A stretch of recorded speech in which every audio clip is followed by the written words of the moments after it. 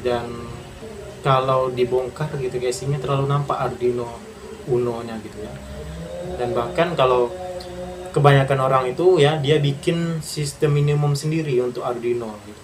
Nah, jadi sistem minimum ini adalah kontrolernya terpisah dengan. Selamat malam teman-teman semuanya, kembali lagi bersama saya Dodi Burman, yang mana pada video hari ini kita akan kembali untuk sharing ya.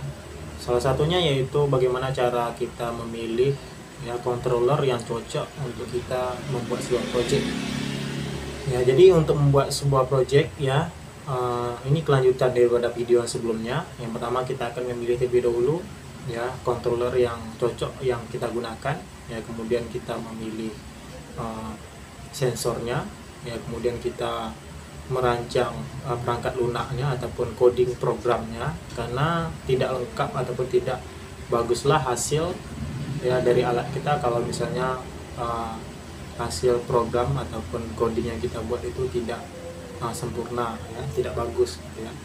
Maka nanti akan terjadi buffering ya, bug, error terhadap perangkat kerasnya dan lain sebagainya gitu ya. Nah, kemudian baru kita pilih gitu medianya apa, interface-nya, apakah kita ingin media interface-nya berbasis aplikasi desktop ya, ataupun web server, ataupun kita ingin berbasis Internet of Things gitu ya, ataupun yang berbasis Bluetooth yang diinterfacekan ke aplikasi Android gitu ya. Barulah kita pilih medianya ya.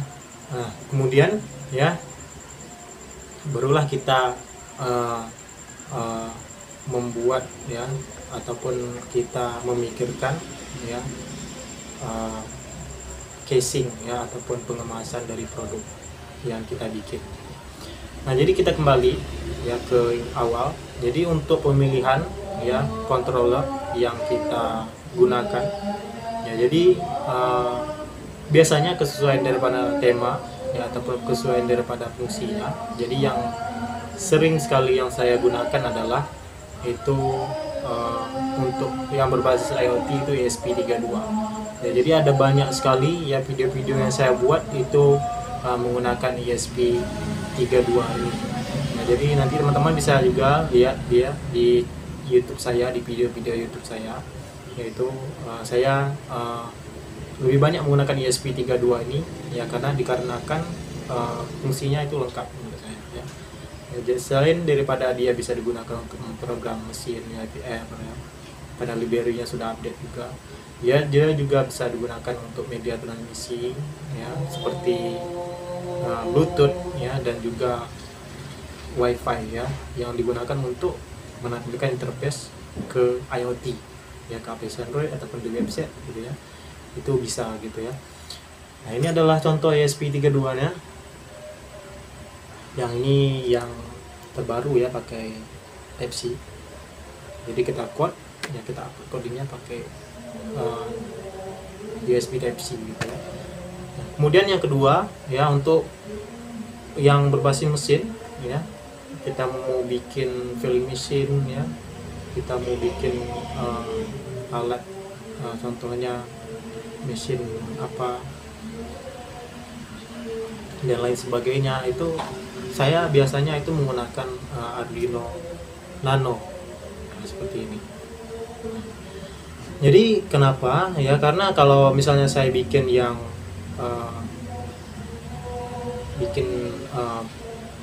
project ya, ini khusus untuk custom ya, itu saya tidak suka yang casingnya terlalu besar gitu. Jadi kalau misalnya saya gunakan Arduino Leonardo ataupun saya gunakan Arduino Uno ya, itu memakan banyak space, dan menurut saya kalau dibongkar gitu casingnya terlalu nampak Arduino Uno-nya gitu, terlalu nampak controller Arduino-nya di situ gitu ya.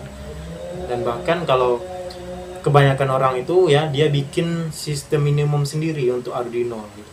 Nah, jadi sistem minimum ini adalah kontrolernya terpisah dengan komponen-komponen kecil yang ada di Arduino ini gitu.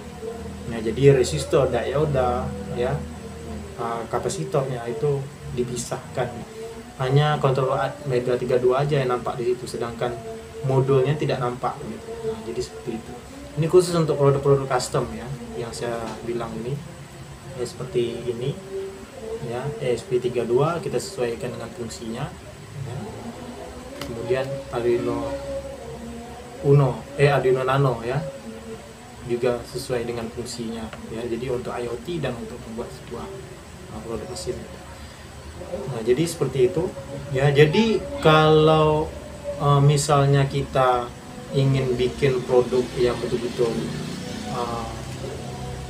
cakep gitu ya, kita ingin bikin sebuah produk gitu ya, itu alangkah lebih bagusnya lagi gitu ya, kita bikin Arduino sendiri. Nah, jadi kita rancang sistem minimum ya, untuk cara kerja Atmega 32 ini stabil itu apa aja gitu ya. Itu kan sudah banyak kan referensi di YouTube ataupun di blog ya, di Google itu sudah banyak gitu ya. Jadi mulai dari komponen-komponen kecilnya seperti dioda, seperti resistor, kapasitor gitu ya, dan lain sebagainya gitu kan. Itu kalau lebih baiknya kita bikin sendiri, kita cetak sendiri motherboardnya, itu malah lebih bagus lagi gitu ya. Tetapi kalau untuk media pembelajaran dan untuk produk custom ya, biasa orang pakai untuk ya tempahan-tempahan yang sederhana, yang bikin untuk mempermudah pekerjaan orang saja gitu ya, entah itu orang mau bikin alat otomatis gitu ya, ataupun biasanya orang ingin membuat alat untuk running tech gitu ya, untuk jual pulsa atau listrik gitu ya, ataupun untuk running tech jadwal solar gitu ya. Itu tidak apa-apa kalau kita gunakan Arduino ataupun ESP32. Kalau sekarang lebih banyak menggunakan JWS ya, menggunakan ESP32 ini.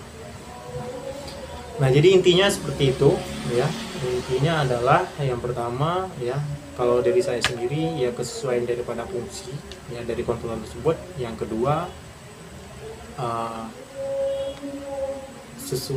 yang kedua itu lebih lengkapnya di mana tuh? Apakah karena banyak kan, ada ESP32, ada ESP8266 gitu, ada Arduino Uno, ada Arduino Nano gitu ya, ada Leonardo gitu ya. Kemudian ada Raspberry. Kalau Raspberry beda lagi, kalau Raspberry kan PC mini gitu. Jadi kalau misalnya kita ingin membuat sebuah project jumlah pengunjung ataupun antrian bank, itu menggunakan PC mini gitu ya, yang bisa kita install sistem operasinya, yang bisa kita tempat colok LAN-nya ada gitu ya, yang bisa kita install aplikasi Visual Studio nya di dalam itu gitu ya. Jadi lebih lengkap gitu kan. Cuman harganya lebih mahal lagi gitu. Jadi masuk kembali ke topik ke intinya, yaitu kesesuaian daripada fungsi masing-masing project yang ingin kita buat. Nah, baiklah, sekian, terima kasih dan sampai jumpa lagi di video selanjutnya.